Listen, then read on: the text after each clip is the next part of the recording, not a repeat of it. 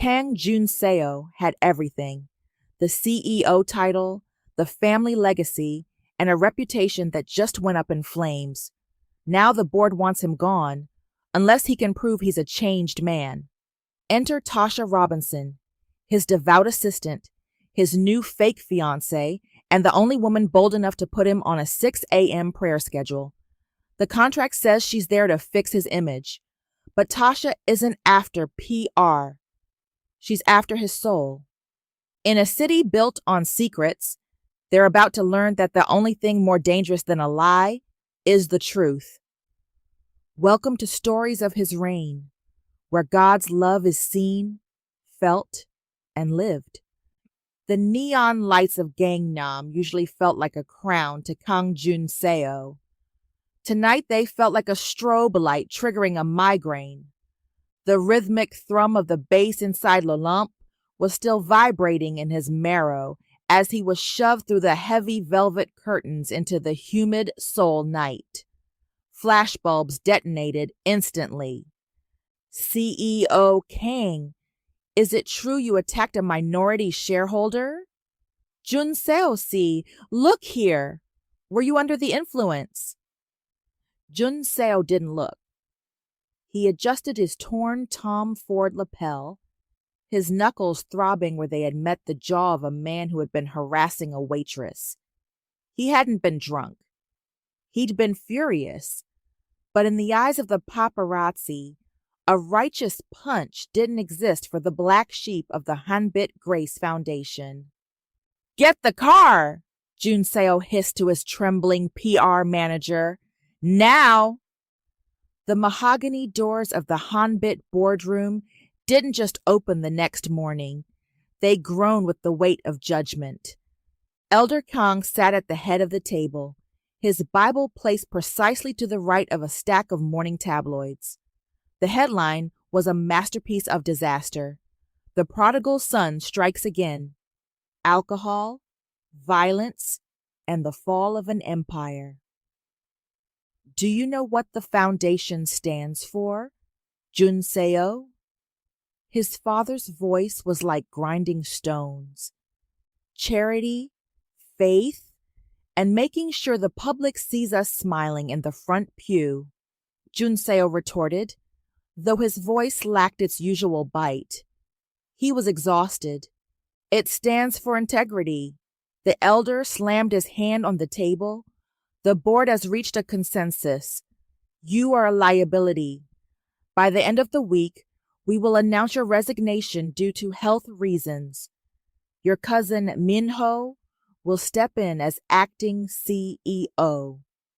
Jun-seo stiffened. Minho was a snake in a three-piece suit who would dismantle Jun-seo's tech-forward vision in a week. You can't do that. The quarterly merger is dead if the partners think our CEO is a common thug, his father interrupted, unless you can prove a radical change of heart, not just a PR statement, a transformation. But who would vouch for you? You've surrounded yourself with sycophants. Jun-seo's mind raced. He needed a shield. He needed someone so undeniably moral, so frighteningly upright, that their association alone would act as a baptism for his reputation. 30 floors below, Tasha Robinson was calmly organizing Jun-seo's digital calendar while sipping lukewarm peppermint tea. Her desk was the only oasis of order in the chaotic executive suite. Beside her monitor sat a small leather-bound devotional and a framed photo of her mother back in the U.S. She'd been Jun-seo's senior executive assistant for 18 months. In that time, he had called her Trisha, Tasha, and, on one particularly lazy afternoon, you with the braids. He didn't know she spoke 3 languages, held an MBA, or that she spent her Saturday mornings teaching English to North Korean defectors at her church. The glass doors swung open. Jun-seo marched in, looking like a man who had just escaped a shipwreck. He stopped at her desk. Tasha didn't look up from her screen. The legal team is in conference room B, sir. Your father is still in the building, and the press has been told you are unavailable for comment due to a severe flu. Jun-seo stared at her. He noticed for the first time the stillness about her. While the rest of the office was vibrating with panic, she was peaceful. Tasha, he said. He actually got her name right. She looked up then, her dark eyes cool and professional. Yes, CEO Kang? Everyone thinks I'm a devil, he said, leaning over her desk. I don't think you're a devil, she replied calmly, clicking a pen. I think you're a man who lacks impulse control and forgets that to whom much is given, much is required.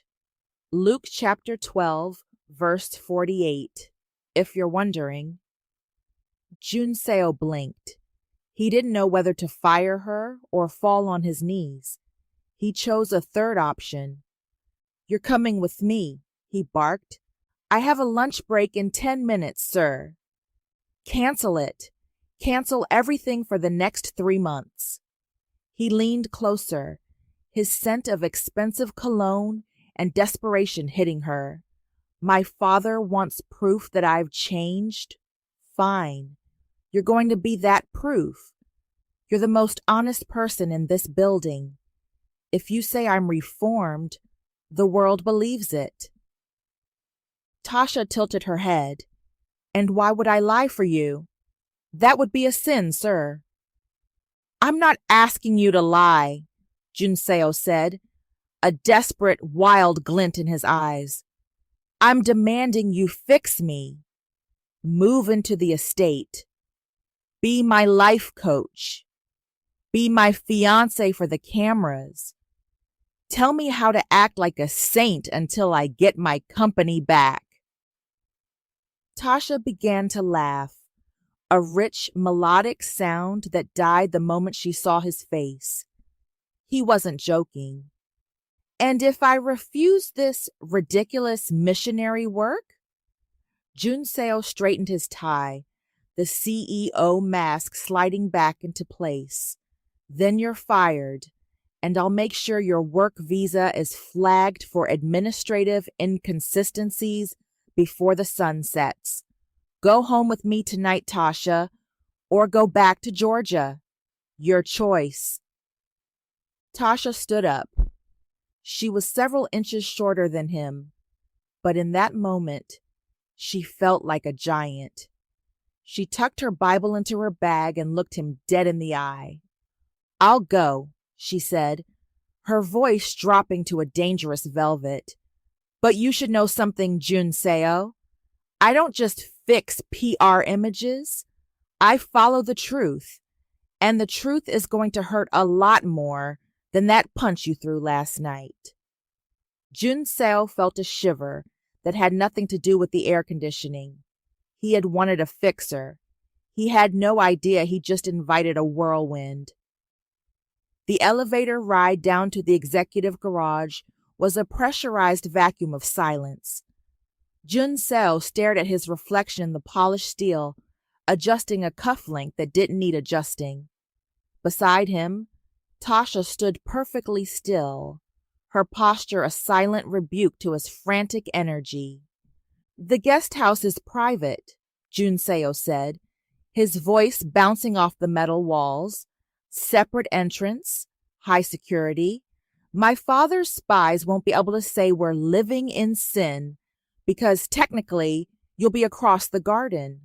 But for the board, for the cameras, and for the Sunday service at Hanbit Grace, you are the woman who brought the lion to heel. The doors chimed open. His black sedan was idling, the exhaust ghosting in the chilly Seoul air. You haven't answered me, Tasha, he prompted, stopping at the car door. He turned to her, trying to regain the height advantage he'd lost during her Bible verse-stoked rebuttal upstairs. Seoul is a small city for a deported expat. You like your life here. You like your apartment in Itaewon. You like your church. Don't throw it away over a little bit of theater. Tasha didn't get into the car. She leaned against the frame, crossing her arms over her charcoal blazer. You're a terrible negotiator, Jun-seo, see, she said, using the formal honorific with a twist of irony. You're lead heavy on the threat and light on the incentive. You want me to put my reputation, my faith, and my literal face on the line to save your inheritance? I'm offering you job security, he snapped. I have a LinkedIn profile and a spotless record. I'll have a new job by Friday, she countered. No, if I'm going into the lion's den, I'm not going as a snack. I'm going as the trainer. Jun-seo stiffened. Meaning? I don't do theater, Tasha said, her voice dropping into a register of absolute authority. If the board is going to see a reformed man, they're going to see one because you actually become one. I don't lie. Not for CEOs, and certainly not for my God. She reached into her bag and pulled out a slim, leather-bound notebook. She flipped to a fresh page, her pen hovering. Here are my terms. You want me in that guest house? You want the engagement ring on my finger for the 90-day probationary period? Then we follow the Robinson Reformation Ledger. Jun-seo scoffed, but he didn't move. The what? Rule number 1, Tasha began, writing as she spoke. The guest house is my sanctuary. You do not enter without an invitation. Rule number 2, you will be downstairs and ready for prayer and meditation at 6 a.m. sharp, every single day. Jun-seo choked on a laugh. I don't even wake up for 9 a.m. meetings. You will now. Rule number 3, total sobriety. If I smell so much as a drop of expensive scotch on you, the deal is off and I walk straight to the press. Rule number 4, 4 hours of community service every Saturday. Hands on, no check writing. You're going to learn the names of the people your foundation claims to help.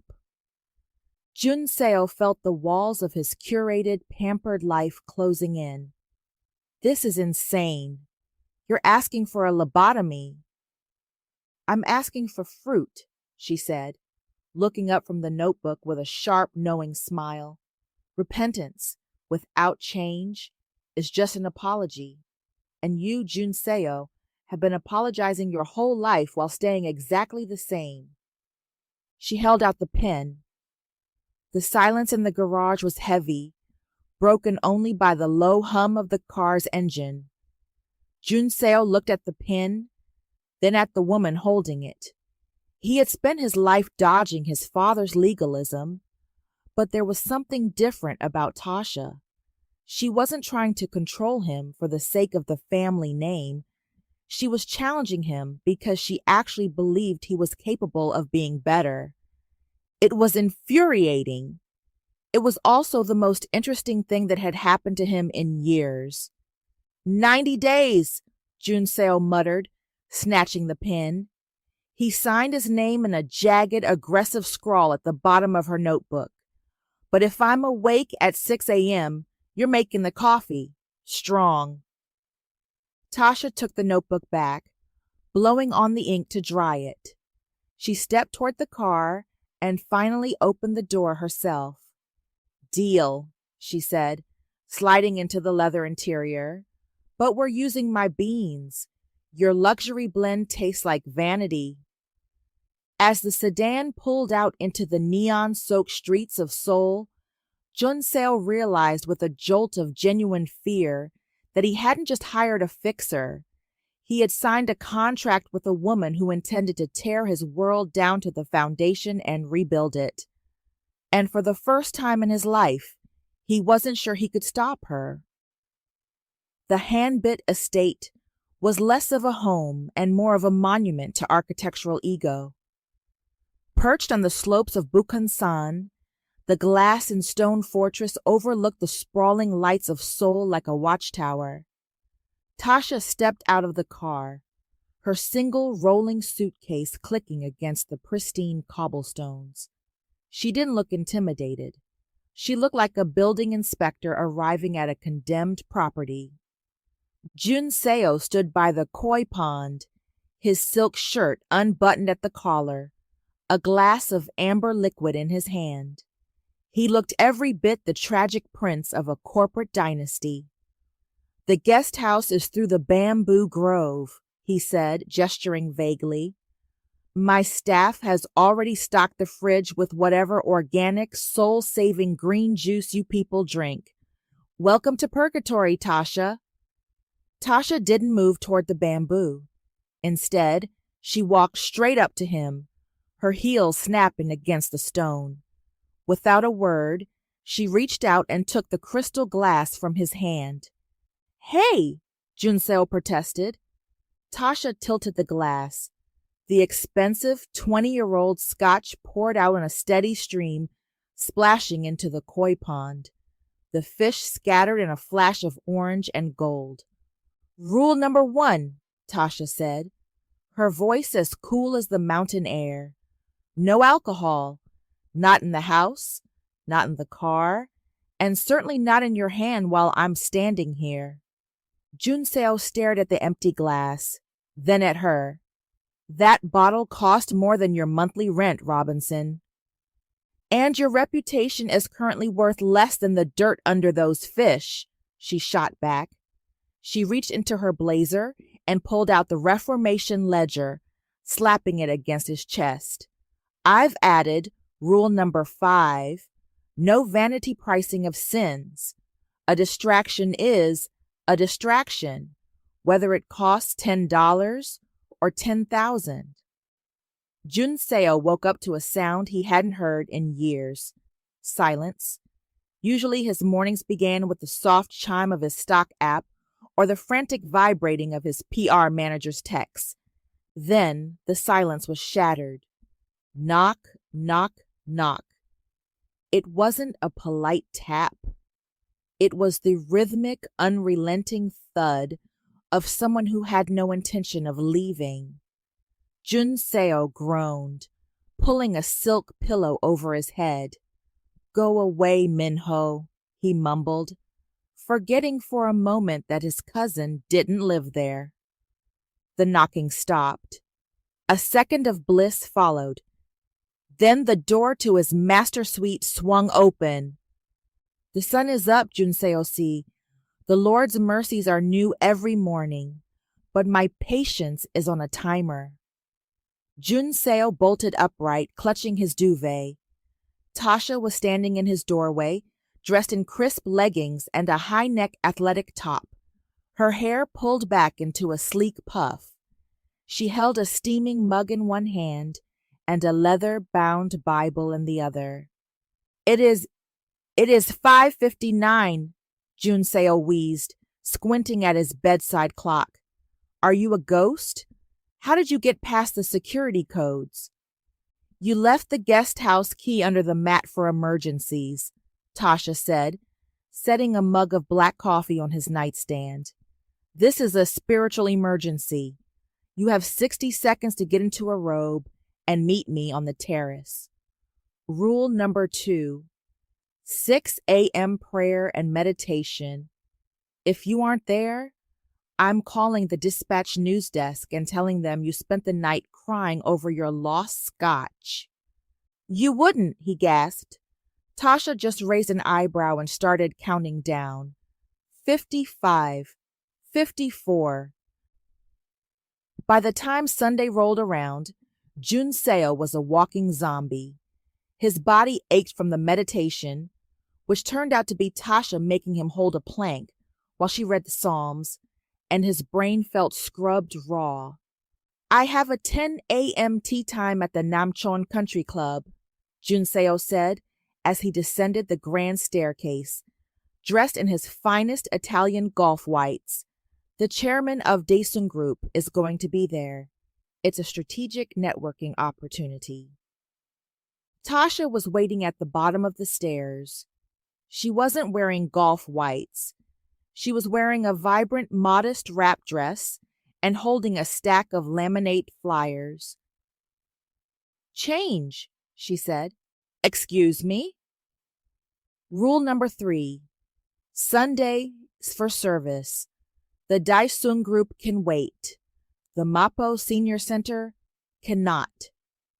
Jun-seo let out a frustrated laugh. "Tasha, listen to reason. My father wants me to be religious. Golfing with Christian CEOs is being religious in Seoul. It's how business gets done." "No," Tasha said, stepping into his space, her scent of buttercream and determination clouding his senses.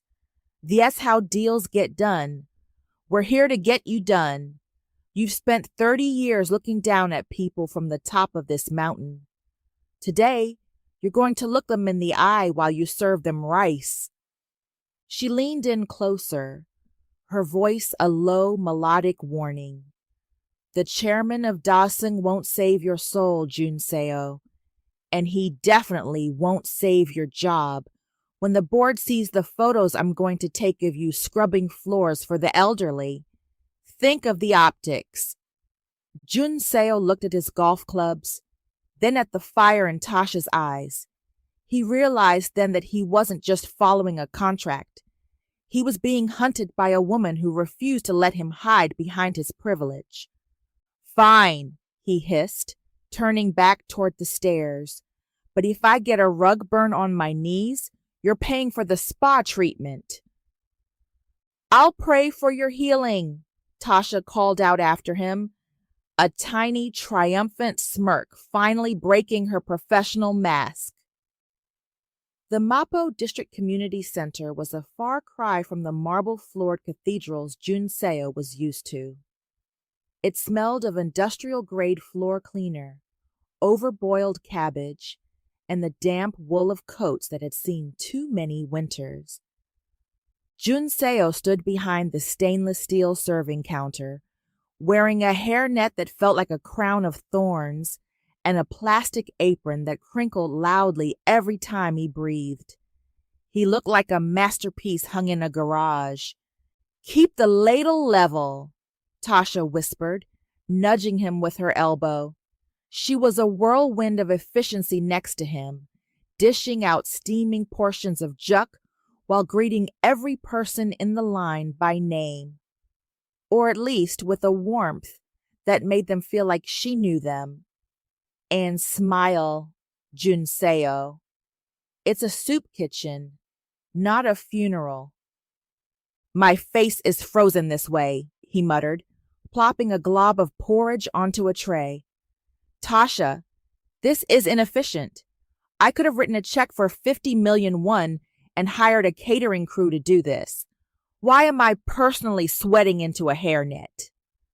"Because the check doesn't cost you anything but numbers," she said, her eyes softening as she handed a tray to an elderly woman.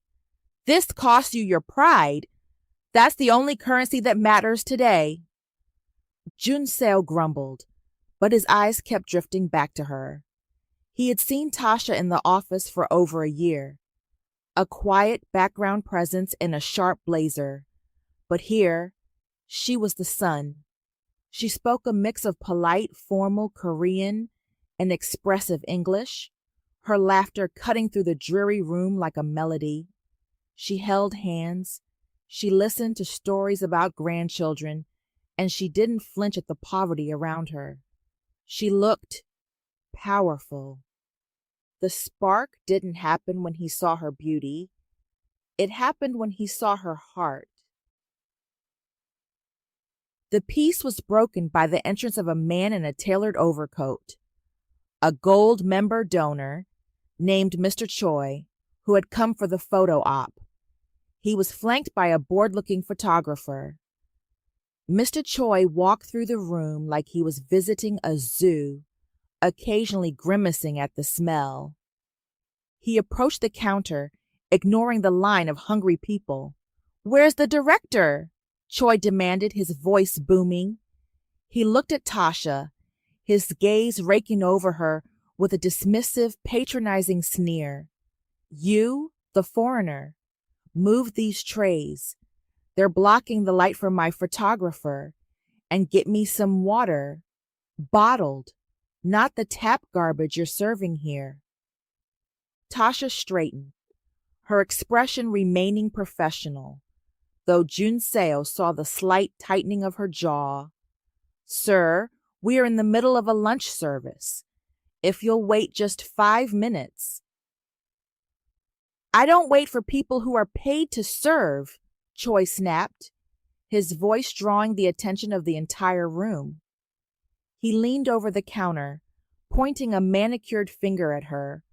"I know your type. You come here on a mission, acting like you're better than us because you do charity.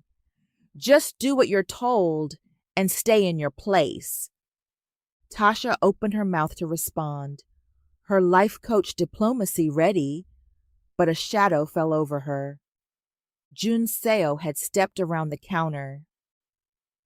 He didn't look like a disgraced CEO in a hairnet anymore. He looked like a predator. He stepped between Tasha and Mr. Choi, his height casting a long, intimidating shadow. "Mr. Choi," Jun-seo said, his voice a low, dangerous purr that silenced the room. "I believe you're mistaken. This woman isn't staying in her place.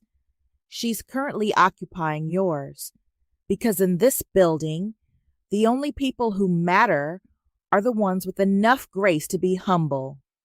And you're just a man with a loud voice and a very cheap soul." Choi's face turned a violent shade of purple. "Kang Jun-seo? Is that you under that net? You're in no position to lecture me. Your scandal." "My scandal is public. Your character is a private rot." Jun-seo stepped closer, his knuckles white as he gripped the edge of the counter. "Apologize to her. Now.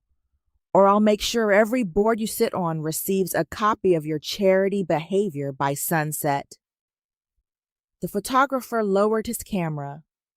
Mr. Choi looked at Jun-seo's eyes that usually held boredom, but were now burning with a protective fire, and stammered a pathetic excuse for an apology before scurrying out.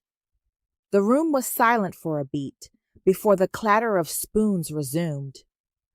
Jun-seo felt his heart hammering against his ribs, a strange electric heat coursing through him. He turned to Tasha, expecting a lecture on turning the other cheek. Instead, she was looking at him with an expression he had never seen. It wasn't professional. It wasn't cool. It was wide-eyed and breathless. "You used your CEO power for something good," she whispered, a small, genuine smile tugging at her lips. Jun-seo reached up, suddenly self-conscious, and ripped off the hairnet. "He was being a jerk, Tasha. Even the Bible says there's a time for righteous anger, right?" "Mark chapter 3, verse 5, she murmured, stepping closer. She reached out, her fingers grazing his forearm to steady him. "You've got a bit of porridge on your cheek."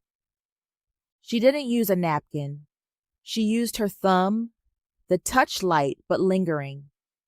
In the middle of a crowded soup kitchen, surrounded by the smell of cabbage and the noise of 100 lives, the world narrowed down to the two of them. The fake engagement felt suddenly, terrifyingly real. Jun-seo cleared his throat, his voice husky. "Does this mean I get a pass on rule number 2 tomorrow morning?" Tasha's eyes twinkled, the trainer returning, but the spark remained. "Nice try, Jun-seo. 6 a.m. sharp, but I might make the coffee extra strong."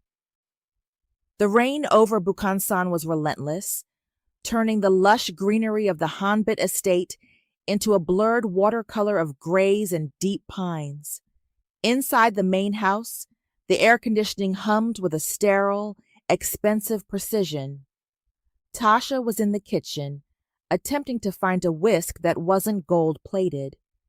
It had been 10 days since she moved in, and the friction Jun-seo had predicted had become a full-scale atmospheric disturbance. He left his designer shoes in the middle of the hallway like landmines. He played secular K-pop at ear-splitting volumes during her afternoon prayer time. He accidentally forgot the security code to the gate when she came back from the grocery store.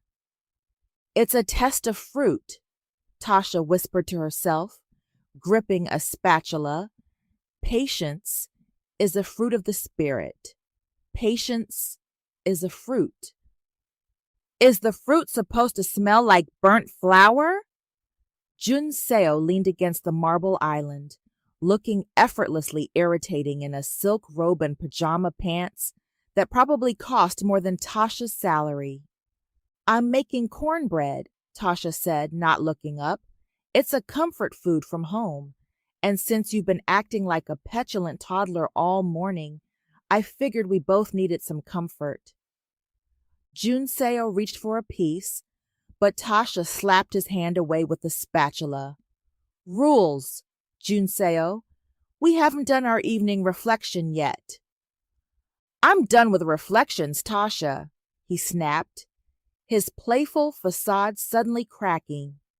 The humor vanished from his eyes, replaced by a sharp, jagged edge. "I'm done with the ledger, I'm done with the hairnets, and I'm done with being your project. You're just like him." Tasha froze. "Like who?" "My father," Jun-seo spat.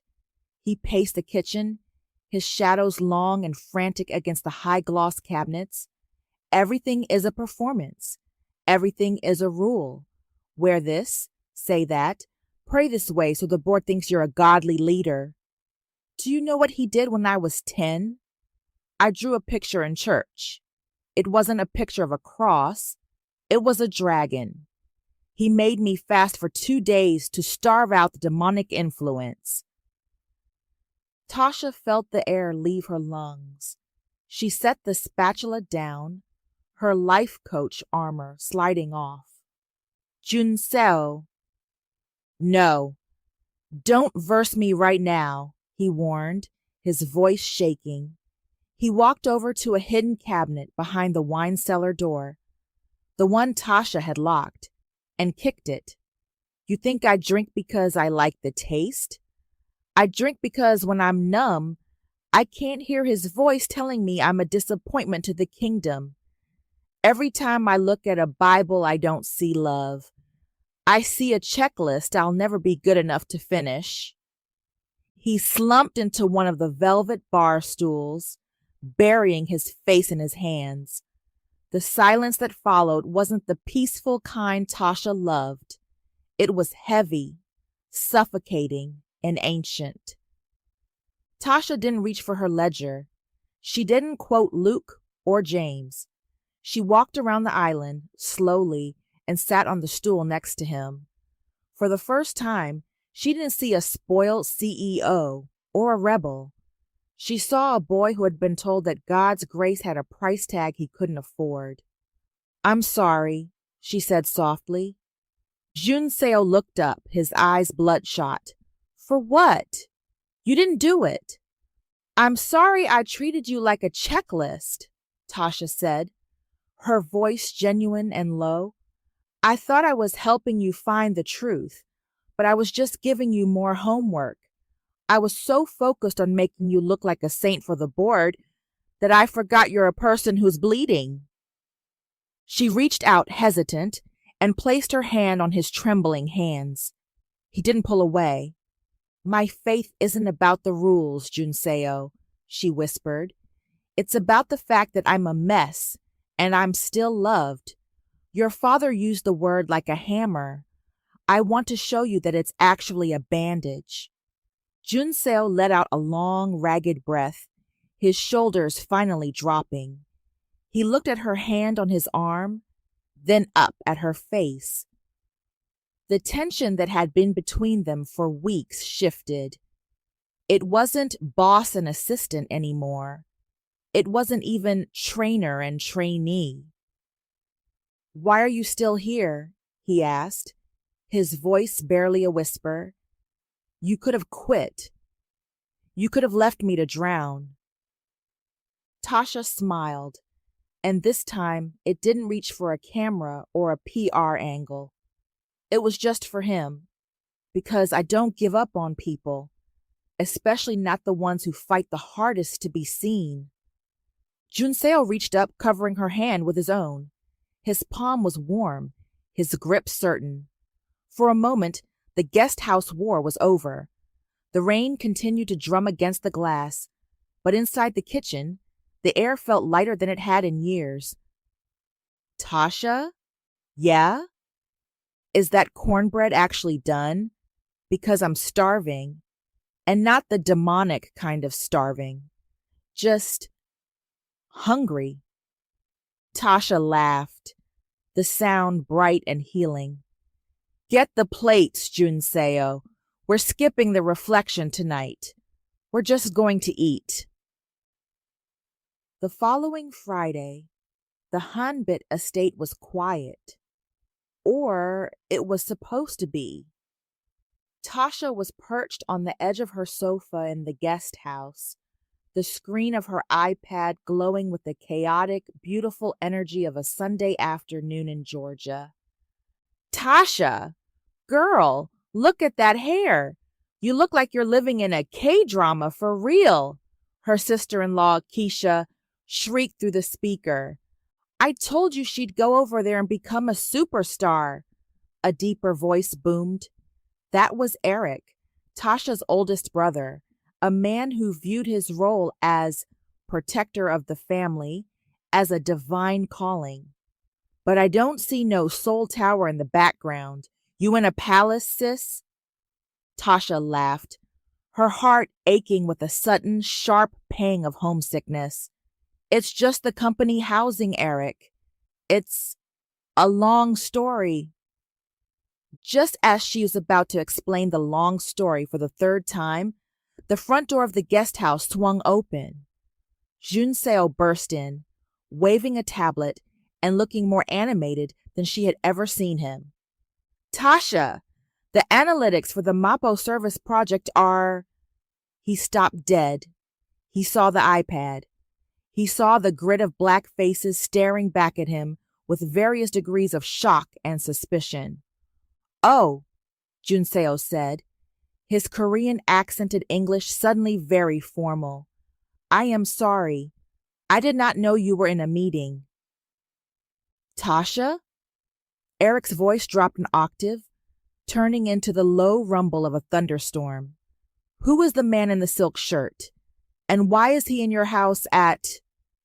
He checked his watch. 11 o'clock at night? Tasha panicked. She could see the headline in her head.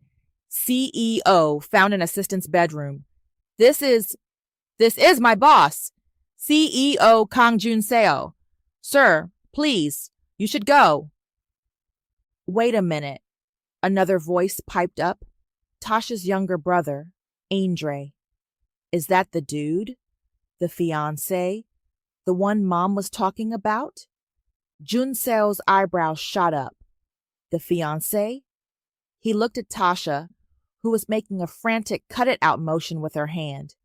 But Jun-seo, ever the competitor, didn't back down. He stepped into the frame, smoothing his hair and flashing the 1,000,000,001 smile that had graced a dozen magazine covers. "Hello," Jun-seo said, leaning over Tasha's shoulder. "I am Kang Jun-seo. It is a pleasure to meet the family of the woman who is currently making me a better man." The screen went silent for 3 long seconds. "All right, Mr. CEO," Eric said, leaning closer to his camera, until his forehead filled the screen. You got a lot of nerve. Tasha's been over there for 2 years, and now suddenly you're the fiancé? What's your intentions with my sister? And don't give me that corporate talk. I want the truth. Tasha tried to grab the iPad. Eric, stop. He's busy. He has to... No, it is okay, Jun-seo said, gently moving Tasha's hand away. He pulled up a chair and sat down next to her, his face turning serious. He wasn't performing for the board now. He was facing a jury of 2 brothers who didn't care about his stock price. I will be honest, Jun-seo said, his English halting but sincere. I am a man who has made many mistakes. In Korea, we say I am stiff-necked. But Tasha, she does not care about my money. She cares about my soul. She makes me wake up at 6 a.m. to pray. Do you know how hard that is? Andre chuckled. He's got you praying, Tasha? He must be a miracle worker. No, Jun-seo corrected, looking directly at the camera. She is the miracle. I am just the student. For the next 20 minutes, Jun-seo was put through a gauntlet. Eric asked about his church attendance. Andre asked if he could handle spicy food. Jun-seo lied and said yes, much to Tasha's amusement. And Keisha asked when the real ring was coming. To Tasha's absolute shock, Jun-seo didn't check his watch once. He leaned into the conversation, listening to Eric talk about their father's legacy in the AME church and laughing at Andre's jokes. For a man who had grown up in a house where conversation was a weapon, the warmth of Tasha's family was like sitting by a fire after a lifetime in the cold. When the call finally ended, Jun-seo sat in the quiet of the guest house, staring at the black screen. I am sorry if I overstepped, he said softly. You did great, Tasha whispered, surprised to find her eyes were wet. Eric is a lot. Most guys run for the hills after 5 minutes with him. Jun-seo looked at her, and the playful CEO mask was nowhere to be found. He loves you. He wants to make sure you are safe. In my family, we protect the money. In yours, you protect each other. He reached out, his hand hovering over hers for a moment before he pulled back, as if afraid he'd break the spell. I think I want that, Tasha. Not just for the PR. I want people to look at me the way your brothers look at you. The cultural collision hadn't ended in a crash. It had ended in a bridge. Tasha realized with a jolt of fear that her brothers weren't the only ones who had been charmed. Jun-seo, she said, her voice trembling slightly. The 90 days aren't over yet. I know, he said, standing up and heading for the door. He paused, his hand on the handle. By the way, tell Eric I will be at church this Sunday, in the front row, and Tasha, make sure he knows I'm not just the boss anymore. As the door clicked shut, Tasha leaned back against the cushions. The prodigal son was learning to walk, but he was walking straight toward her heart, and she wasn't sure her Reformation ledger had a rule for how to handle that. The atmosphere at the Hanbit Grace Foundation headquarters was brittle. In the high-stakes world of Seoul's religious and corporate elite, rumors traveled faster than light, and the rumor of the moment was that Kang Jun-seo's sudden transformation was nothing more than a sophisticated mask. Director Choi is smelling blood, Jun-seo hissed, pacing the length of his office. He looked at the invitation on his desk. The annual Founders Gala. It was the crowning event of the social calendar, a night where faith and finance sat at the same table. He doesn't believe we're engaged, Jun-seo continued, his voice tight.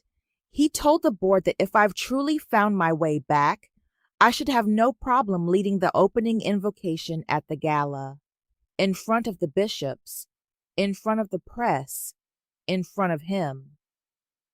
Tasha, who was calmly filing the week's community service reports, looked up.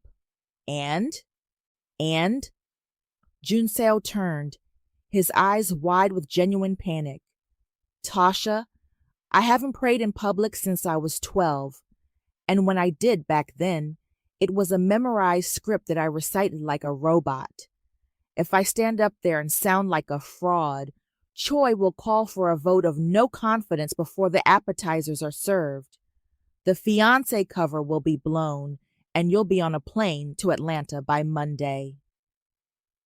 Tasha stood up and walked over to him. She didn't offer a platitude. She saw the sweat on his brow and the way his hands were trembling. This wasn't just about the company anymore. It was about the shame he carried, the fear that he was spiritually hollow. Then we don't use a script, she said firmly. We stay up as long as it takes. You aren't going to perform for the board, Jun-seo. You're going to talk to God, and I'm going to help you find the words. At 2 a.m., the Hanbit estate was silent, save for the scratching of a pen and the low murmur of voices in the library. The room was bathed in the warm glow of floor lamps, smelling of old paper and the tea Tasha had brewed 3 times already. No, that sounds like a press release, Tasha said, crossing out a line on the legal pad. We humiliate ourselves before thy corporate throne? Jun-seo, that's not a prayer. That's a merger agreement. Jun-seo leaned back in the heavy leather chair, rubbing his eyes. I don't know what else to say, Tasha. I've spent my whole life being told that God is a judge who wants me to use big words and perfect grammar. I don't have sincere words. I have scared words. Tasha moved her chair closer to his. The proximity was electric in the quiet room, but she didn't pull away. Then use the scared words. Do you think he doesn't know you're afraid? Prayer isn't about being impressive. It's about being honest. She leaned in, her voice dropping to a whisper. Forget Director Choi. Forget your father. If it was just you and the Creator in this room, what would you say about the man you were a month ago and the man you want to be tomorrow? Jun-seo looked at her. Her eyes were steady, filled with a belief in him that he didn't yet have in himself. He looked down at the blank page. I'd say, he started, his voice cracking, I'd say I'm tired of being hollow. I'd say I'm sorry I used my hands to hurt people instead of helping them. And I'd say, he looked back at Tasha, I'd say thank you for sending someone who didn't let me stay in the dark. Write that, Tasha whispered. Write exactly that. They worked until the sky over Bukhansan turned a pale, bruised purple. Tasha coached him not on his posture, but on his heart. She pushed him to dig deeper than the prodigal son trope, into the raw marrow of his own regret. By 5 a.m., the legal pad was messy, filled with scribbles and tear-smudged ink, but the words were alive. The ballroom of the Grand Hyatt was a sea of black ties and silk handboks.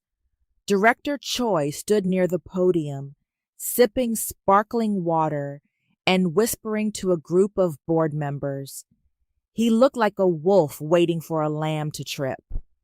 You look beautiful, Jun-seo whispered to Tasha as they stood in the wings. She was wearing a floor-length ivory gown that complemented her skin perfectly, her hair adorned with a simple, elegant gold pin he had given her that afternoon. Don't look at Choi, Tasha whispered back, adjusting his tie one last time. Her hand lingered on his chest, feeling the frantic thrum of his heart. Look at the back of the room. Look at me.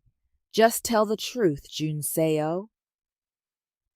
And now, the master of ceremonies announced, for our opening invocation, we invite CEO Kang Jun-seo to the podium. A hush fell over the room, a skeptical, heavy silence.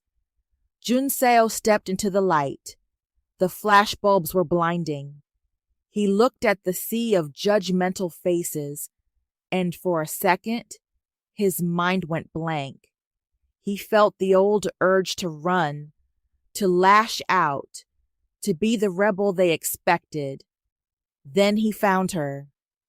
Tasha was standing at the very back, her hands clasped, her lips moving in a silent prayer of her own.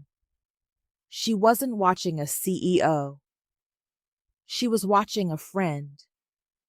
Jun-seo took a breath. He didn't reach for the typed notes in his pocket. He leaned into the microphone, and when he spoke, the CEO voice was gone. Before we eat, Jun-seo began, his voice echoing through the hall, I want to speak to the ones in this room who, like me, feel like they are standing outside the gates. Director Choi's smirk faltered. This wasn't the script. I have spent my life pretending that a title could hide a broken heart, Jun-seo continued, his voice growing steadier. I thought faith was a mountain I had to climb to prove I was worthy, but I was wrong.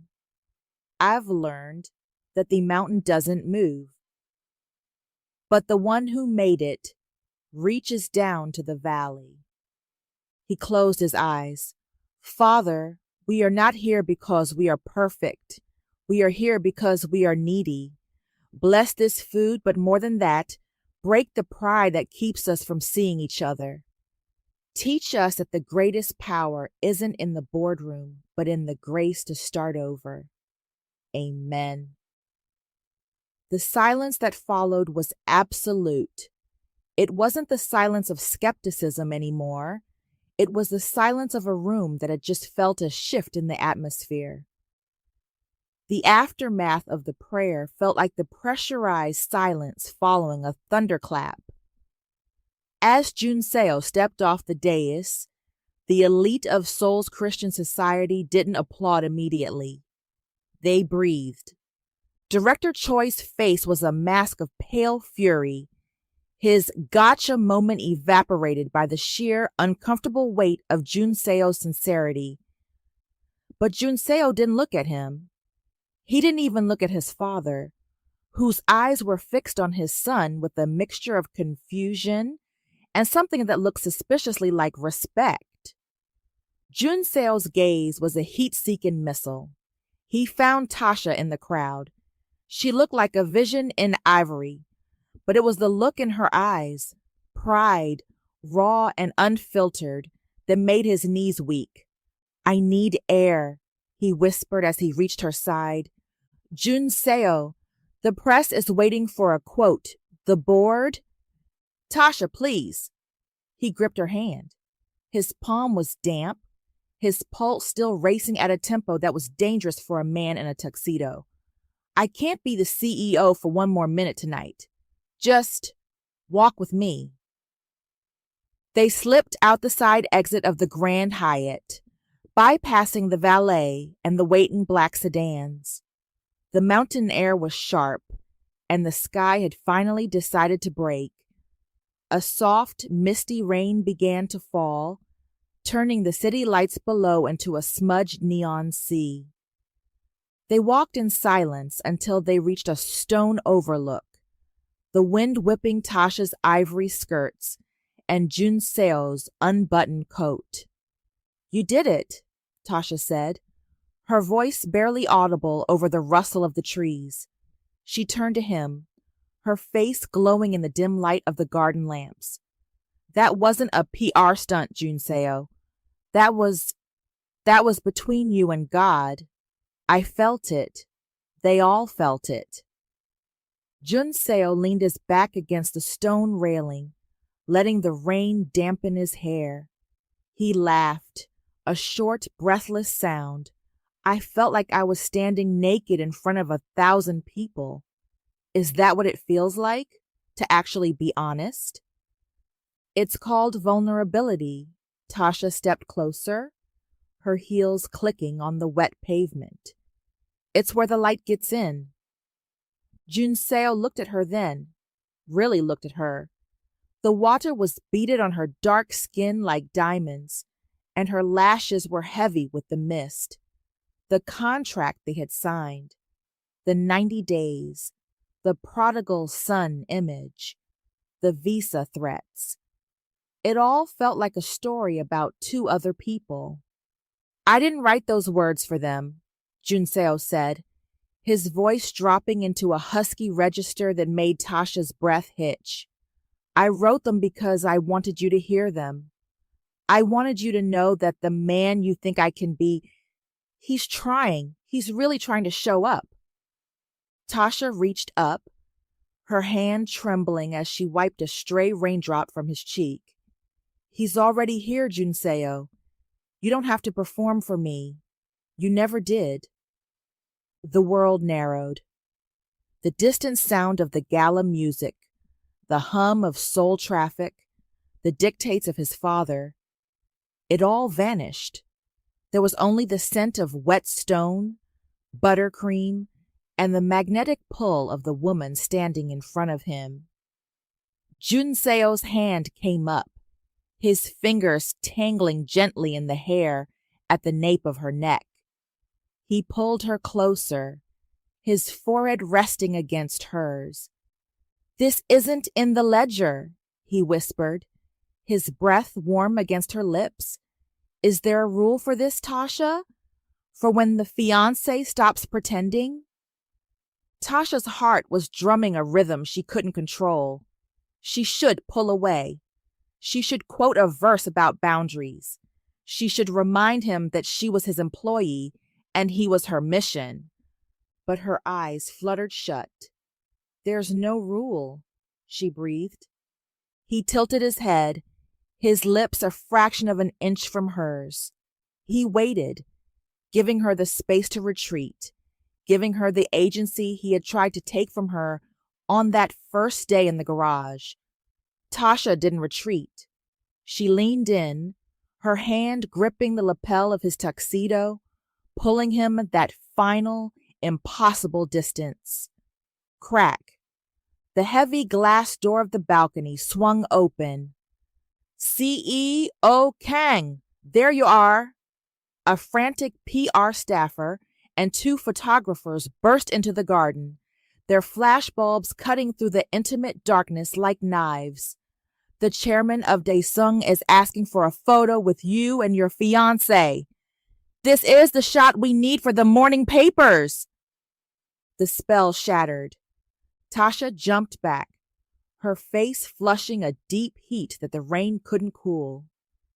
Jun-seo stiffened, his jaw clenching as he instinctively moved to shield her from the cameras, but the distance had already been reestablished. The fake world had come back to claim them. We're coming, Jun-seo snapped, his voice cold and corporate once again, though his eyes lingered on Tasha for one lingering, tortured second. Tasha smoothed her dress, her hands shaking. She looked at the cameras, then at the man she had almost kissed. The prayer had been real. The feeling had been real. But as the photographers began to bark directions for them to look more in love, Tasha realized the most dangerous part of the contract wasn't the 6 a.m. wake-ups. It was the fact that she was no longer sure where the reformation ended and the heartbreak began. The morning after the gala should have felt like a victory lap. The press was calling Jun-seo the Grace of Gangnam, and the board was temporarily silenced. But as the sun rose over the Hanbit estate, the air felt thick, charged with the static of that near-miss kiss in the rain. Tasha was in the kitchen, aggressively grinding coffee beans when the peace was shattered not by a prayer request, but by the high-pitched squeal of tires on the driveway. A cherry-red Porsche sat idling in front of the main house. Out stepped a woman who looked like she had been curated by a team of international stylists. She was wearing a cream-colored power suit, sunglasses that cost more than a mid-sized sedan, and an expression of bored ownership. "Jun-seo ya," the woman called out, her voice a melodic trill that echoed through the foyer. Tasha froze. She recognized the face from the archives of the Seoul Socialite Weekly. This was Min-hee, the daughter of a logistics mogul and Jun-seo's longtime high-octane ex-girlfriend. She was the woman Jun-seo had been seen with during his most turbulent years, the person who had been by his side for every bottle of scotch and every nightclub brawl. Jun-seo appeared at the top of the stairs, looking startled. "Min-hee? What are you doing here? You're supposed to be in Milan." "And miss your big debut as a saint?" Min-hee laughed, gliding up the stairs to kiss both of his cheeks. She didn't just greet him, she reclaimed him. "I saw the video of your prayer. It was a masterpiece, darling. Truly your best performance yet. But we both know you're bored to tears. I've brought the antidote." She held up 2 tickets. Private yacht party in Incheon tonight. No cameras, no board of elders, and definitely no hairnets. From the kitchen doorway, Tasha watched the scene unfold. She felt a sharp, hot needle of something she refused to call jealousy. It was spiritual concern. Yes, that's what she told herself. "He's on a schedule, Min-hee, Tasha said, stepping into the foyer. She was wearing her Reformation Ledger blazer, but against Min-hee's effortless glamour, she felt suddenly uncomfortably plain. Min-hee turned, lowering her sunglasses to peer at Tasha. "Ah, the life coach. I've heard about you, the one who makes him eat kale and read ancient poetry." She turned back to Jun-seo with a smirk. "Does she also tuck you in at night? Or is that where the contract ends?" Jun-seo looked between the 2 women, a flicker of his old mischievous self fighting with the man Tasha had been building. "Min-hee, Tasha she's the reason I'm still CEO." "She's a temporary fix, Jun-seo," Min-hee whispered, loud enough for Tasha to hear. "You can't stay in a cage forever. Come out tonight, just 1 drink, to celebrate your freedom from the scandal." For the rest of the day, Tasha was invisible in the house. She watched as Jun-seo and Min-hee sat by the pool, their laughter ringing out, familiar, polished, and worldly. Min-hee didn't challenge him. She catered to his shadow. She offered him the easy path back to the man he used to be. Tasha retreated to the guest house, sitting on the edge of her bed with her Bible open to Galatians. But the fruit of the Spirit is love, joy, peace. She couldn't focus. Her mind kept replaying the way Jun-seo had looked at her in the rain. And then it replayed the way Min-hee had touched his arm. "God, am I a hypocrite?" she whispered into the quiet room. She had told herself this was a mission, a job, a way to save a man's soul and keep her own career. But the pang she felt wasn't about his reformation. It was the terrifying realization that she wanted to be the one he laughed with. She wanted to be the one who knew the secrets of his heart, not just the verses that fixed it. She had crossed a line she hadn't even seen. She had fallen for her project, and in doing so, She had compromised the very integrity she was supposed to be teaching him. At 8 p.m., Tasha heard the Porsche's engine roar to life. She stood at the window, her heart sinking. He was going. He was choosing the yacht, the scotch, and the easy lie of his old life. A knock at her door startled her. She opened it to find Jun-seo standing there. He wasn't in a tuxedo or a silk robe. He was wearing the simple hoodie and jeans he wore when they went to the soup kitchen. He looked exhausted. "She's gone," he said. Tasha blinked.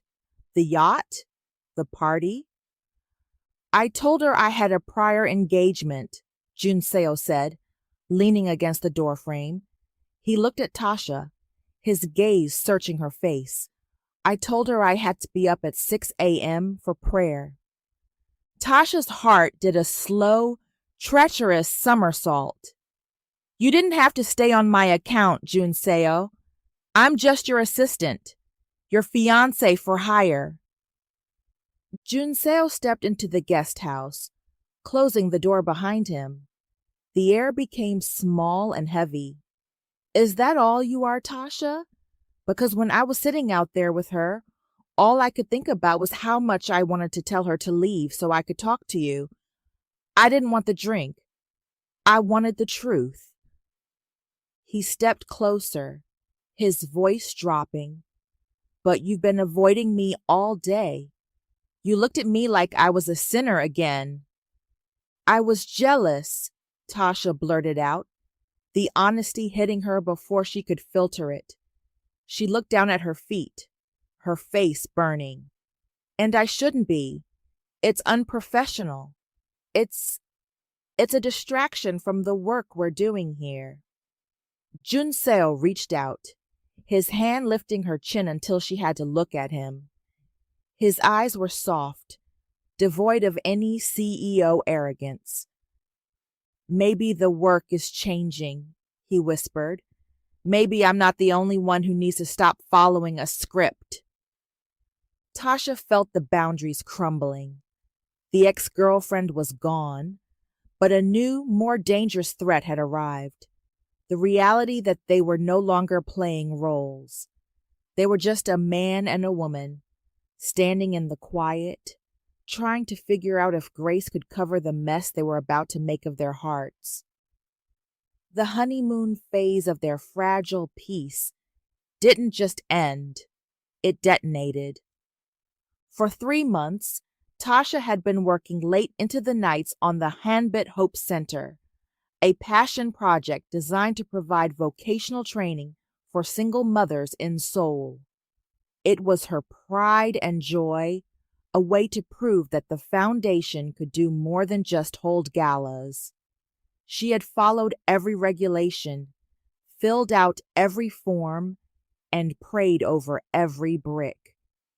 Then came the legal hurdle. A corrupt zoning official, looking for a payout the Hanbit Foundation refused to give, had stalled the permits indefinitely. The project was dead in the water.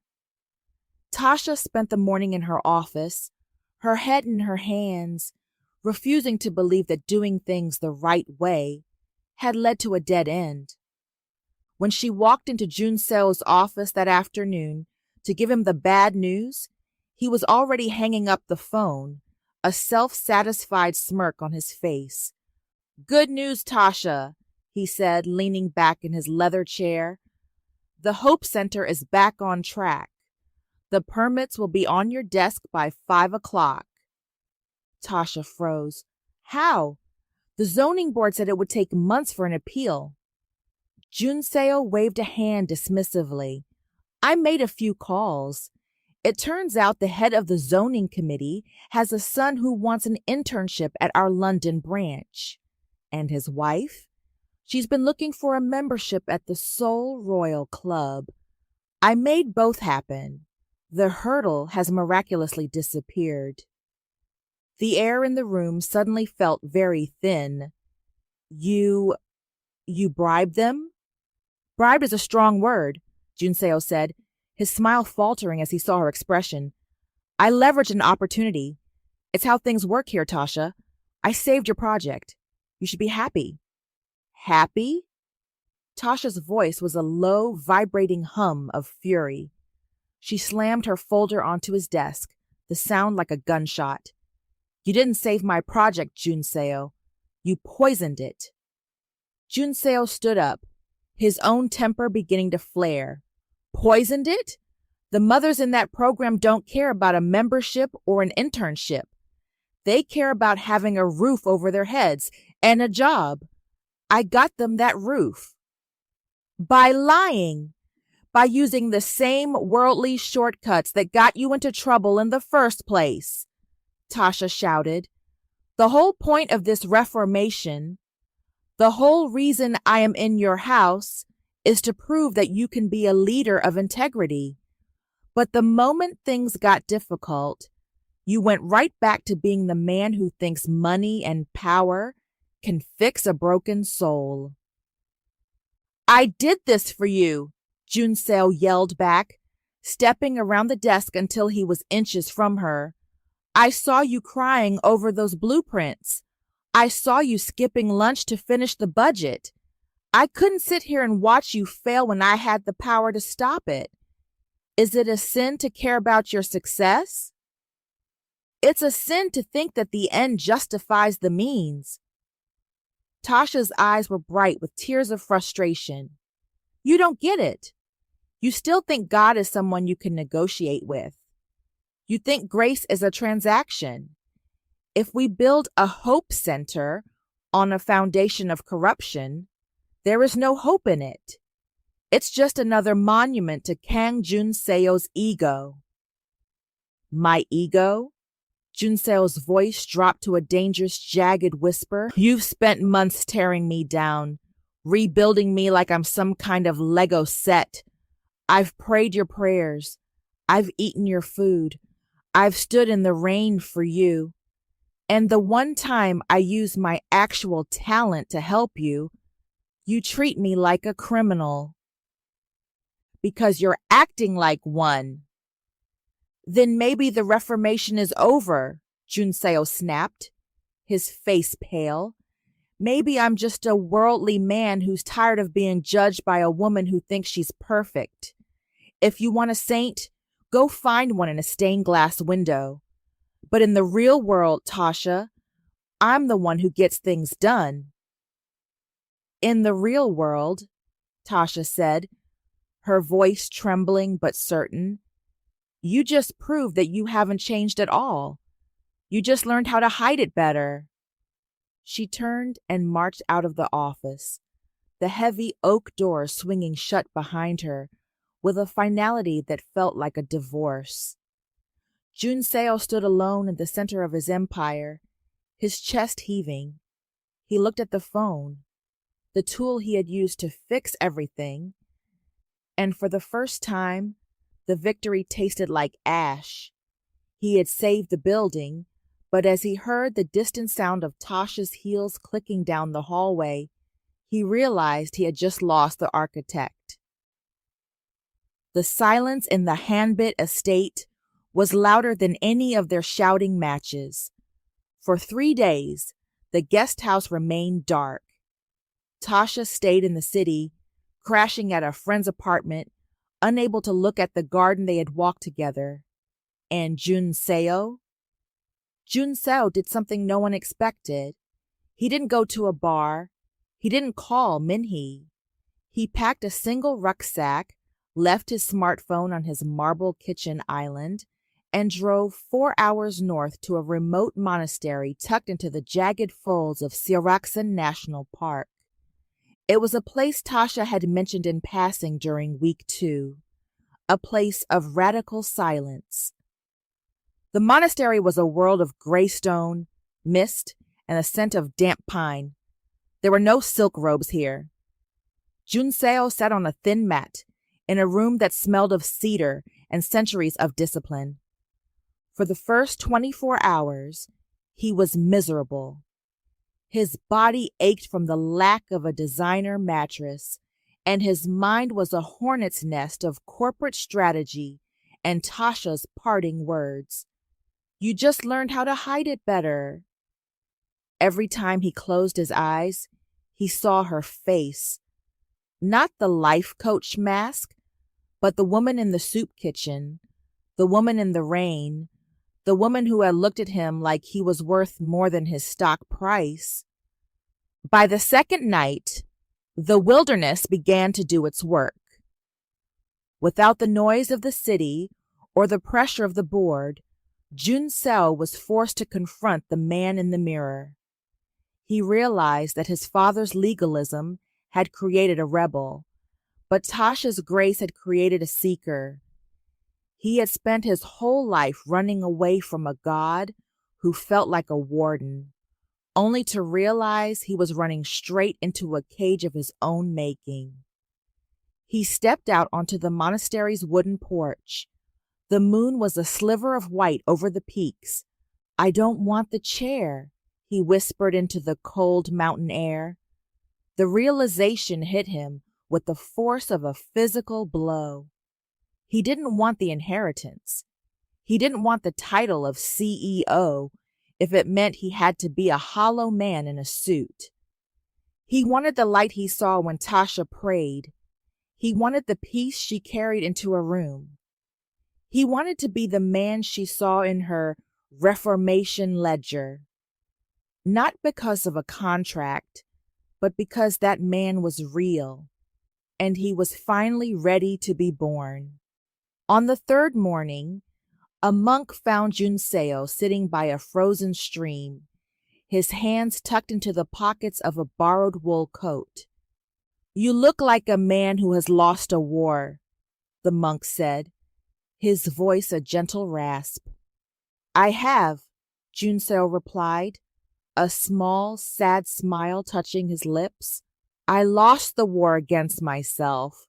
I spent 30 years trying to prove I didn't need anyone. And now I realize I'm just a man who is very, very thirsty." "Thirst is the beginning of wisdom," the monk said. "Most people die in the desert because they pretend they aren't hot." Jun-seo stood up, his legs stiff but his heart feeling strangely light. He looked back toward the path that led to the parking lot. He didn't need the ledger anymore to tell him what time to wake up. He didn't need Tasha to tell him what was right. He knew. He realized that if he went back and apologized, it couldn't be a CEO move to keep her on the payroll. It had to be a confession. He had to be willing to lose the company to keep his soul. And he had to be willing to lose Tasha's professional services to gain her heart. He reached into his rucksack and pulled out a small, crumpled piece of paper, a verse she had tucked into his briefcase weeks ago. "Create in me a clean heart, O God, and renew a right spirit within me." Psalm 51, verse 10. "Okay," Jun-seo whispered, looking up at the vast, uncaring beauty of the mountains. "Let's start there." He didn't drive back to the office. He didn't drive to his father's house. He headed straight back to the estate, his mind clear for the first time in his life. The wilderness hadn't broken him. It had stripped away the gold plating to reveal the iron beneath. He was the prodigal son, and he was finally ready to go home, not for the fatted calf, but for the father, and for the woman who had held the lamp in the window. The glass doors of the Hanbit Grace Foundation didn't shatter when Jun-seo walked through them, but the atmosphere certainly did. He didn't arrive in the usual whirlwind of snapping fingers and barked orders. He was wearing the same wrinkled hoodie from the monastery, his jaw dusted with 3 days of stubble, and his eyes, usually sharp with defensive arrogance, were quiet. He didn't head for the private executive elevator. He walked straight through the heart of the cubicles. Tasha was at her desk, Her eyes red-rimmed, but her jaw set in a line of iron. She was packing a small box. The crisis had convinced her that she could no longer bridge the gap between her faith and his ambition. When the office went silent, she looked up. Her heart did a painful, familiar somersault. Jun-seo? He didn't stop at her desk. He walked to the center of the floor, where the junior associates and the cleaning staff were frozen in place. "Everyone," Jun-seo said. His voice wasn't loud, but it carried a weight that made the room lean in. "Can I have a moment?" He looked around at the faces of the people who had endured his tantrums, his late-night demands, and his dismissive CEO power for years. "I've spent a long time thinking that my name on the door meant I was the most important person in this room," Jun-seo began. He tucked his hands into his pockets, looking remarkably human. "I used people as tools. I used shortcuts to save my ego. And 3 days ago, I used a bribe to try and buy a woman's respect." He looked directly at Tasha. A flicker of pain crossed his face, followed by a profound sincerity. "I was wrong. To the legal team, I'm sorry for making you compromise your ethics for my speed. To the custodial staff, I'm sorry for never learning your names while you cleaned up after my mess. And to all of you," he bowed. It wasn't the shallow, formal bow of a politician. It was a deep, 90-degree bow of genuine contrition. "I am not the leader you deserve, but I'm asking for the chance to learn how to be." The silence that followed was thick with shock. In the hierarchy-obsessed world of Seoul's corporate culture, a CEO, especially a Kang, did not apologize to his subordinates. Jun-seo straightened up and walked toward Tasha. The office began to buzz behind him, but to him, they were the only two people in the building. "I withdrew the internship and the club membership," he said softly, stopping at her desk. "I called the zoning official and told him that if the Hope Center doesn't open because we refuse to pay a bribe, then the Hanbit Foundation will hold a press conference in front of his office every morning until it does. We're doing it the hard way, Tasha. Your way." Tasha's hand, which had been clutching a stapler, slowly relaxed. "You'll lose the quarterly deadline. The board will use it as an excuse to demote you." "Let them," Jun-seo said, a small, genuine smile breaking through. "I'd rather be an honest clerk than a lying king. I realized in the mountains, I don't need the inheritance to be whole. I just need to be able to look in the mirror and see someone you'd actually be proud to know." Tasha felt the last of her defenses crumble. This wasn't a performance for a camera. There were no photographers here, no director Choi, no contract hanging over their heads. It was just a man who had finally found his way back to the truth. "Rule number 5, Tasha whispered, her voice thick with emotion. Jun-seo tilted his head. "I thought we were on Rule 4. "Rule number 5, she repeated, stepping out from behind her desk until she was standing in his space. "No more lying to ourselves. About the company or about this." She reached out and took his hand. His fingers entwined with hers, a perfect, grounded fit. The office was watching. The rumors were already flying, and his father was likely charging down the hallway at this very moment. But for Jun-seo, he was finally home. "The prodigal son returns," Tasha murmured. "Not to the palace," Jun-seo replied, squeezing her hand. "To the grace." The piece was a fragile glass sculpture, and director Choi finally decided to swing the hammer. It happened at 10 a.m. on a Tuesday. Tasha was in the middle of a conference call with the Hope Center contractors when her phone began to vibrate with such intensity it skittered across the mahogany table. Then came the pings, hundreds of them. She looked down. Her stomach dropped into a cold, dark abyss. The headline on Seoul Daily was accompanied by a high-resolution scan of a document she knew by heart. The cost of redemption, CEO Kang's faith bought and paid for. Below it was the fiancée contract. The clauses about the 90-day period, the visa sponsorship, the life coach duties, and most damningly, the signature of Tasha Robinson at the bottom. The narrative was lethal. Jun-seo hadn't found God. He'd hired an actress. And Tasha wasn't a woman of faith. She was a mercenary who had sold her integrity for a paycheck and a residency permit. Tasha, don't look at the comments. Jun-seo's voice was urgent as he burst into her office. He looked more devastated than he had after the nightclub brawl. He knew he could survive a scandal about his own behavior, but seeing Tasha's name dragged through the mud was a different kind of torture. It's too late, Tasha whispered, her face ashen. She was looking at a message from her pastor's wife.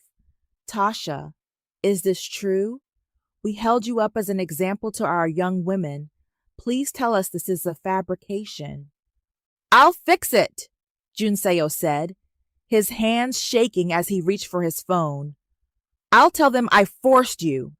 I'll tell them I blackmailed you, which I did. I'll take the full hit. You can't fix the truth, Jun-seo, Tasha said, standing up. The contract is real. My signature is real. I did agree to be a fiancé for a job. I let my pride and my fear of losing my life here cloud my judgment. I'm just as guilty of the theater as you were. The office, which had been a place of newfound respect just days ago, was now a gauntlet of whispers. As Tasha walked toward the elevator, she saw the looks, the smirks from the skeptics who felt vindicated, and the crushed disappointment from the few who had started to believe. Tasha sought refuge in the one place she felt safe, her church in Itaewon. But as she approached the heavy oak doors, she stopped. A group of congregants was standing on the steps, hushed and huddled. When they saw her, the silence was deafening. Tasha, an elder woman said, her voice filled with a pity that felt sharper than anger. The Board of Deacons is meeting inside. They think it's best if you step down from the defector outreach program for a while, until the confusion is cleared up. It isn't confusion, Tasha said, her voice trembling. I made a mistake. I tried to do a good thing the wrong way.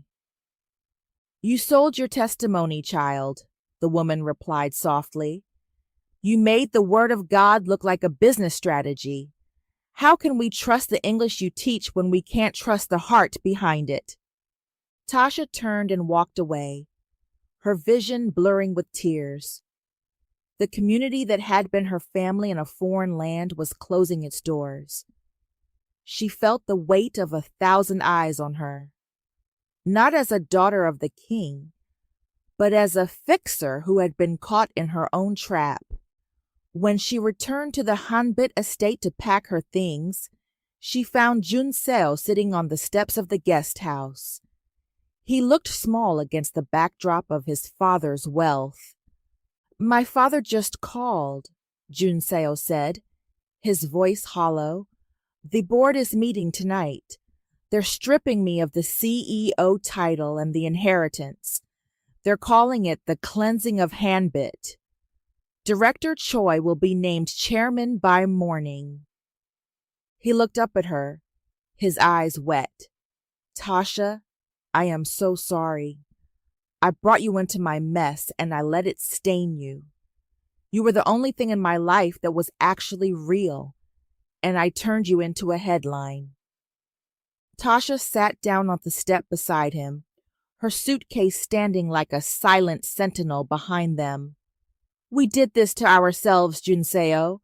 We thought we could play with the truth like it was a pawn in a chessboard.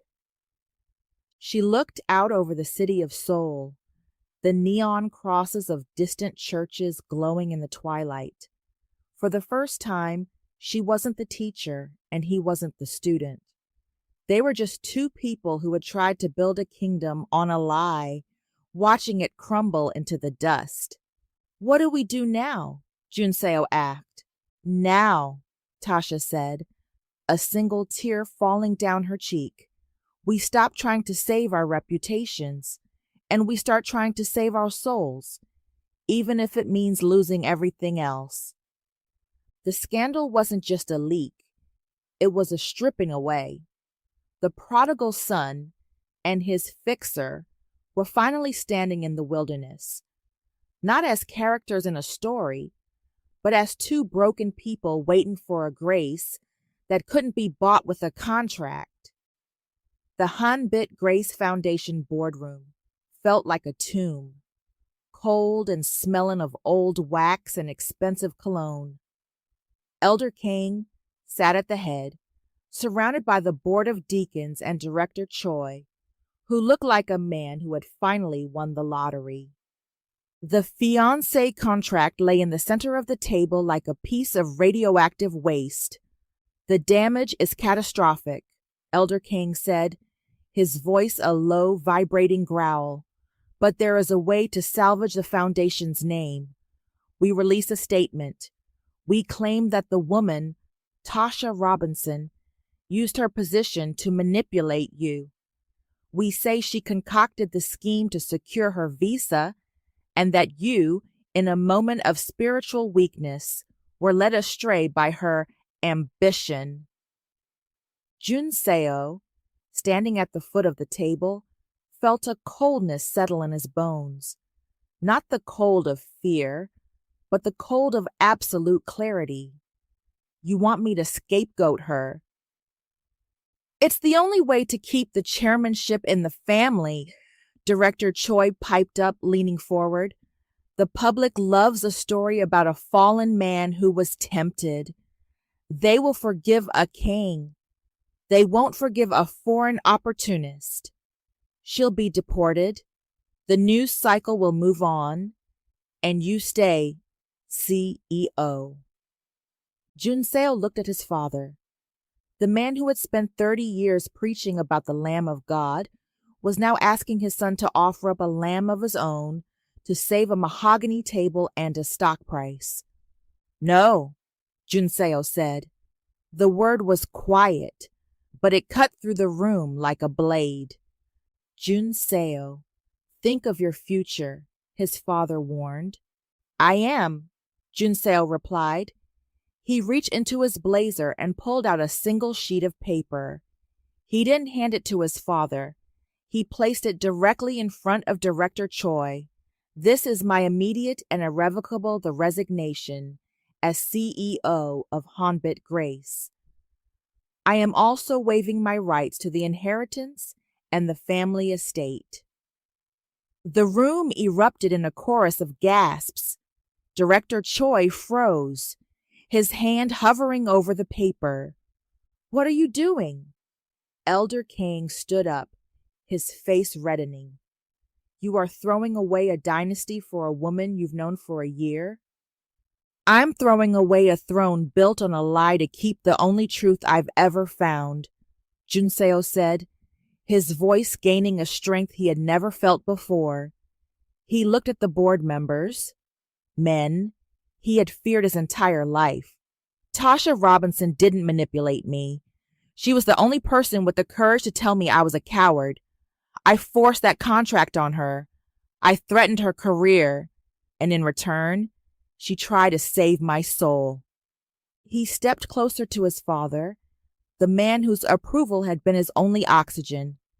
You told me the prodigal son came home for the father's wealth. But he didn't. He came home because he was tired of living with pigs. Well, Father, I'm tired of the pigs. I'm tired of the theater and the optics. Jun-seo leaned on the table, looking his father in the eye. I'd rather have a clean heart and a small life with her, living in a tiny apartment, eating ramen and praying in the dark, than sit on a throne built on a lie. You can keep the foundation. I'm keeping my integrity. He turned on his heel and walked out. He didn't wait for the elevator. He took the stairs, his heart pounding a rhythm of terrifying, exhilarating freedom. He found Tasha at the estate, standing by the gate with her bags. The rain had stopped, leaving the world dripping and quiet. I heard, she said, her voice trembling. Jun-seo, what did you do? You're a Kang. You don't know how to be not a CEO. I'm learning, he said, walking up to her. He didn't reach for her bags. He reached for her hands. The press release is already out. I took full responsibility. I told him the contract was my idea, my execution, and my sin. Your name is clear, Tasha. The church. They'll see the truth now. But you lost everything, she whispered, a tear finally breaking and trailing down her dark cheek. I lost the things I was using to hide, Jun-seo said, pulling her close. He didn't care if the security cameras were watching or if the board was looking out the windows. I have no house, Tasha. I have no car. I have a bank account that Father is probably freezing as we speak. He leaned his forehead against hers. But for the first time in 32 years, I don't feel like I'm acting. I'm just Jun-seo. Is that enough for you? Tasha looked at him, the man who had traded $1 billion empire for her reputation. The Reformation ledger was gone. The contract was shredded. All that was left was the sacrifice. It's more than enough, she breathed. But as she looked back at the grand, empty mansion behind them, she realized that while his name was cleared and his heart was clean, the small life they were about to enter was going to be the hardest mission they had ever faced. The transition from the Hanbit estate to a cramped studio apartment in the winding alleys of Haebangchon was not a cinematic montage. It was a brutal, quiet collision with reality. The grand guest house was gone. The silk sheets, the heated floors, and the meticulously stocked spiritual sanctuary fridge were replaced by the hum of a second-hand refrigerator and the smell of old wood. Tasha had moved back to her small flat, and Jun-seo, having walked away from every one of his inheritance, had found a tiny office tel 3 blocks away. For the first time in 90 days, there was no contract. There were no 6 a.m. wake-up calls. There was no Reformation ledger. And for Tasha, the silence was a physical weight. She woke up on Monday morning at 5:45 a.m., her internal clock still tuned to the rhythm of Jun-seo's life. She sat up in the dark, her Bible on her lap, waiting for the sound of his grumbling footsteps or the smell of the coffee she used to make to bribe him into prayer. It never came. She looked at her phone. No texts. No, where are the analytics? No, Tasha, the elder is coming. Help me. She was no longer his life coach. She was no longer his fiancée. She was just Tasha Robinson, an expat with a cleared name and a heart that felt like it had been hollowed out. She realized with a terrifying jolt that for months her faith had been tied to his growth. She had been so busy being his light that she had forgotten how to sit in the quiet with her own. Did I love the mission? She whispered to the empty room. Or did I love the man? Across the neighborhood, Jun-seo was staring at a box of instant noodles. He didn't know how to use the communal laundry room. He didn't know how to pay a gas bill that didn't go through a corporate accounting department. But more than the logistics, he was starving for the requirement. He had spent his life fighting rules. But now that he was free to sleep until noon, free to drink and free to disappear, he found he didn't want to. He missed the sharp, discerning look in Tasha's eyes when he tried to bluff his way through a conversation. He missed the way she called him out on his vanity. He realized that without the contract, he was just a man in a small room, and the only thing that made the room feel like a home was the hope that she might walk through the door, not because he threatened her visa, but because she chose him. On Thursday evening, the silence became too much. Tasha was sitting on her tiny balcony, watching the sunset over the Namsan Tower, when she heard a hesitant knock. She opened the door to find Jun-seo. He looked normal. He was wearing a plain gray sweatshirt and carrying a small bag of groceries. There was no chauffeur, no suit, and no desperation in his eyes, just a quiet, steady resolve. "I didn't have an appointment," he said, his voice echoing in the narrow hallway. "And I know it's not 6 a.m. Tasha leaned against the doorframe, her heart doing that old familiar dance. "Jun-seo, what are you doing here?" "I went to buy coffee," he said, holding up a bag of beans. He looked at the label, then at her. "They're the beans you like, the ones that don't taste like vanity." Tasha stepped back, letting him in. The apartment was small, and with him in it, it felt crowded in the best possible way. He set the coffee on her tiny counter and turned to her. "I've spent 3 days doing exactly what I wanted," Jun-seo said. "I slept in. I didn't pray. I didn't go to the soup kitchen. I had all the freedom I've been screaming for my entire life." Tasha held her breath. And I hated it," he admitted.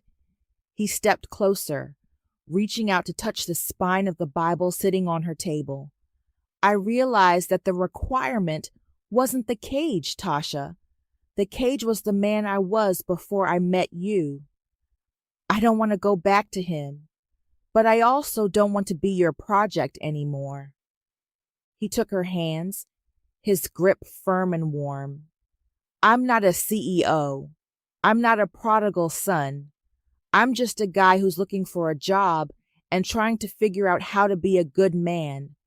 And I wanted to know, if there's no contract and no visa on the line and no inheritance to save, do you still want to have coffee with me?" Tasha looked at him, really looked at him. The real Tasha didn't need a mission. She didn't need a fixer-upper. She just needed a partner. "The coffee is 10,000 a bag, Jun-seo," she said, a small, tearful smile breaking across her face. "And you still haven't learned how to use my French press." "Teach me," he whispered, pulling her into his arms.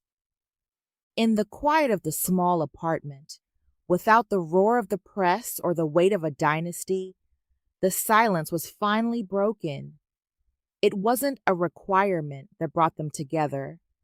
It was the simple, terrifying, beautiful truth. 6 months had passed since the doors of the Hambi estate had clicked shut behind them. The Seoul skyline looked the same, but for Jun-seo, the city had been redrawn. He no longer navigated it by the locations of 5-star lounges and boardroom heights. He knew it now by the smell of the subway at rush hour, the price of a bus fare, and the quiet satisfaction of a hard day's work that had nothing to do with his last name. Jun-seo's new foundation wasn't a sprawling empire. It was a modest office in a refurbished warehouse in Seongsu-dong. He had used the last of his personal savings, the money his father couldn't touch, to start the Open Table, an ethical tech consulting firm that built apps for nonprofits and small community churches. He was the CEO, the lead developer, and occasionally the guy who took out the trash. And he had never felt more like a king. The sun was beginning to dip behind the granite peaks of Bukhansan, casting a golden amber glow over the city. Tasha stood at the stone overlook where they had stood in the rain 6 months ago, the night of the near-miss kiss. She was dressed in a simple mustard-colored sweater and jeans, her hair free and soft.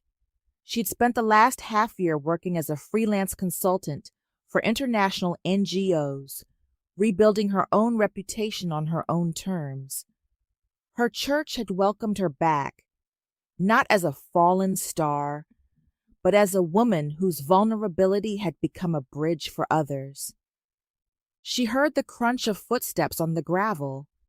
She didn't have to turn around to know the rhythm. "You're late," she said, a small smile playing on her lips. Rule number 2 was always about punctuality. Jun-seo came to stand beside her, leaning his elbows on the stone railing. He looked lean, healthy, and remarkably at peace. The subway was delayed, and technically, there are no more rules, remember? They stood in silence for a moment, watching the city begin to twinkle like a carpet of fallen stars. "I signed the lease for the Hope Center's new permanent location today," Jun-seo said softly. "No bribes, no backroom deals. The zoning board head actually shook my hand. He said he'd never seen a Kang walk into a public hearing and wait in line for 3 hours. "I'm proud of you, Jun-seo," Tasha said, and the weight of the words was heavy with history. Jun-seo turned away from the view, his expression shifting from casual to profoundly serious. He reached into his pocket. Tasha's heart skipped, not out of professional anxiety, but out of a hope she'd finally allowed herself to feel. He didn't pull out a 10-carat diamond meant to impress a board of directors. He pulled out a small, simple gold band with a tiny clear stone. It was modest. It was honest. It was something a man starting a new life could afford. "Tasha," he said, his voice steady, "when I demanded you go home with me that first night, I was a man trying to buy a miracle. I thought I could contract my way into being a good person. I thought I could use your faith like a battery to jumpstart my own." He took her hand, his thumb stroking her knuckles. "But you didn't give me a battery. You gave me a mirror. And then you gave me a map." He stepped closer, the mountain breeze ruffling his hair. "The contract is dead. The 90 days are long gone. There are no threats to your visa, and there is no inheritance for me to win. There is just me, a man who still forgets to pray sometimes, who still struggles with his temper, but who knows exactly who he wants to walk beside for the rest of his life." He didn't kneel. He stood eye to eye with her, a partner in every sense. "I don't want a life coach, Tasha, and I don't want a PR fiancé. I want a wife. I want a partner who will pray with me at 6 a.m., not because I have to, but because we serve a God who brought us through the fire together." He held up the ring. "Will you build this new foundation with me? For real this time?" Tasha looked at the ring, then at the man who had been stripped of everything only to find his soul. She thought of the prodigal son and realized the story didn't end with the homecoming. It ended with the life lived after the party, the daily, quiet choice to stay home. On one condition, Tasha whispered, her eyes shimmering with tears. Jun-seo chuckled, a sound of pure relief. Always a condition. What is it? We're still using my coffee beans, she said. Jun-seo laughed, a bright, clear sound that echoed over the valley. He slid the ring onto her finger. A perfect, solid fit.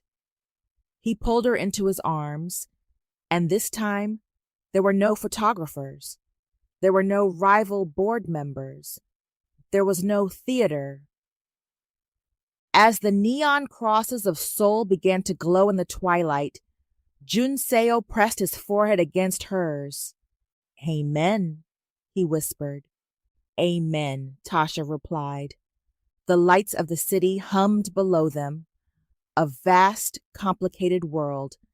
But as they walked down the mountain path together, hand in hand, the prodigal son and the woman who had coached him into the light knew that they weren't just going home.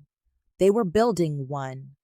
The wedding was simple, something they could afford.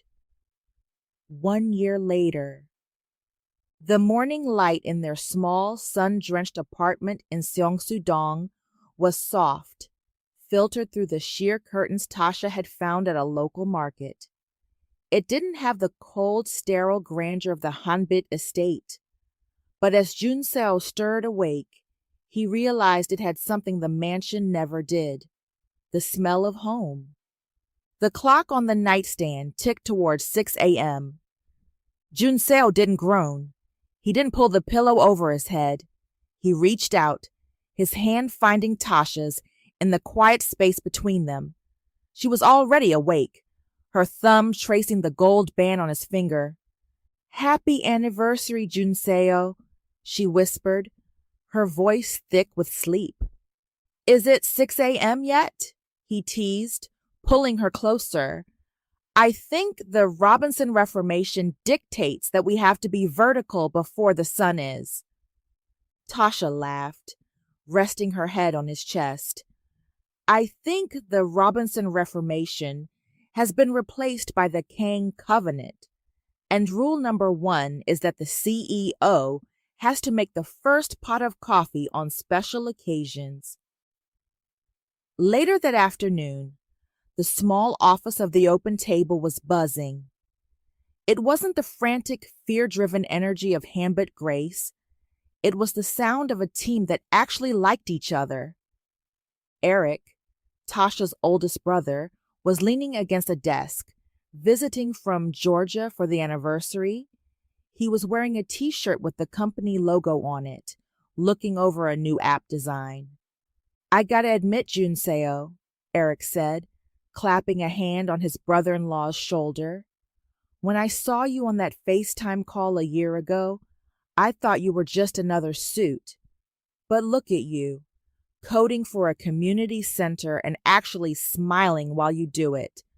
Mom sends her love, by the way. She wants to know when you're coming to Atlanta for her peach cobbler. Soon, Eric, Jun-seo promised, his eyes crinkling. I've heard the legends of that cobbler. I'm ready for the challenge. Tasha watched them from the kitchenette, her heart full. She thought back to the contract, the cynical document that had started it all. She had kept the Reformation ledger, but not as a tool for control. It sat on a shelf in their home, its pages now filled with grocery lists, prayer requests, and sketches for their future. Before the anniversary dinner, a courier arrived at the office. He handed Jun-seo a thick, cream-colored envelope. The seal was unmistakable, the Hanbit Grace Foundation. Tasha stood beside him as he opened it. Inside was a formal letter from his father. It wasn't an apology. Elder Kang wasn't a man built for those. But it was a bridge. Jun-seo. The Hope Center opened its doors yesterday. The press is calling it the most transparent project in the Foundation's history. I told them it was the legacy of a man who knew when to walk away. There is a seat at the Sunday table if you and your wife wish to occupy it. No cameras, just family. Father. Jun-seo exhaled a long, shaky breath. He didn't jump for joy. He simply tucked the letter into his pocket. The prodigal son didn't need the fatted calf anymore, but the invitation was a grace he hadn't expected. Are you okay? Tasha asked, her hand resting on his arm. I'm more than okay, Jun-seo said, turning to her. He looked at the office he had built, the brother-in-law who had become a friend, and the woman who had changed the trajectory of his soul. He leaned down, kissing her forehead. The foundation is solid, Tasha, he whispered. Let's go home. As they walked out of the office together, the sun setting over the Hanbit Mountains in the distance, they weren't thinking about CEOs or scandals.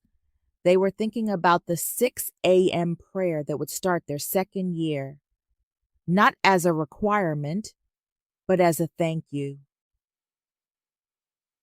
He, prodigal son, has finally found his way back, not to a corporate throne, but to a life of truth and a love built on grace.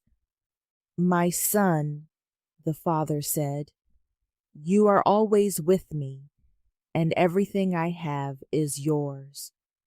But we had to celebrate and be glad, because this brother of yours was dead and is alive again. He was lost and is found. Luke chapter 15, verses 31 to 32. The end.